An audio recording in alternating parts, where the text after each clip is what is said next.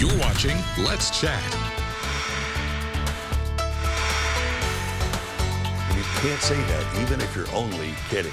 Welcome back to Let's Chat. Today is Tuesday, and coming up right around the corner, it is the annual induction ceremony for the Greater Chattanooga Sports Hall of Fame. And here's a sports guy.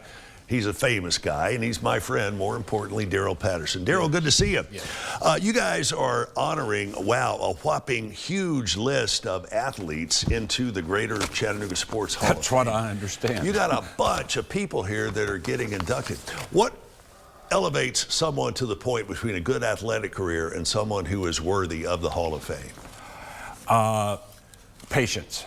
Patience. How so? Not everybody gets in at once. There are 10s, 20s, 30s, hundreds of people in the area. The Greater Chattanooga Sports Hall of Fame is just that, Greater Chattanooga. It's Chattanooga, Hamilton County, and every county which borders Hamilton County. Which has produced some incredible athletes. Yes. Oh, absolutely. And there's more of them. And you get on a list, and you're on a waiting list, essentially. Right. And when the time comes, we can put 20 or so a year into the Hall of Fame, and we give 6 other awards. So it takes a while. We have people on the waiting list that have been on there for a long time. Susan Lucci was nominated 19 times before she got it. So there you go. You know, that's a good idea. We need to do a Susan Lucci Award.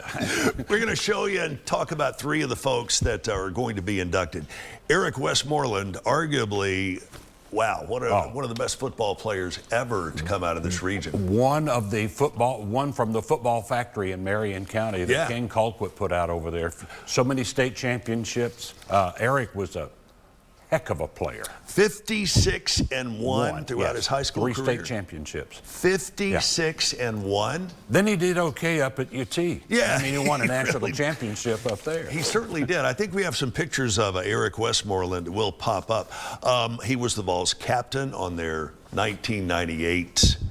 What happened in 1998? Think about it, Vols fans. I think it was Tempe, Arizona, and Florida State on the other side. And they won the National Championship. The first BCS National Championship. He's changed a little bit over the years. He's at Baylor School, been at Baylor School for, I think, 19, 20 years or something like that now as an assistant coach over there, and has done a great job at Baylor. He's a winner. Yeah, that's exactly. What he is. And he produces winners. Yeah, so congratulations to Eric Westmoreland. Next up, Mr. Patterson, I think we're going to be talking a little bit about Sal Rendy.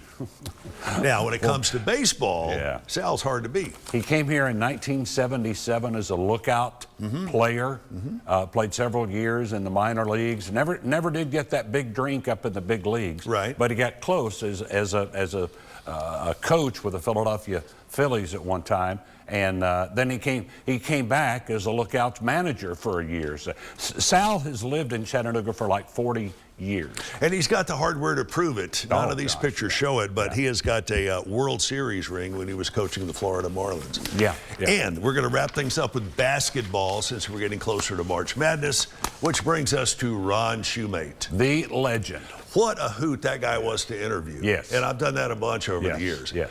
What makes, and obviously sports coaches, when you're on Shoemate's level, are colorful. They're flavorful, if you will.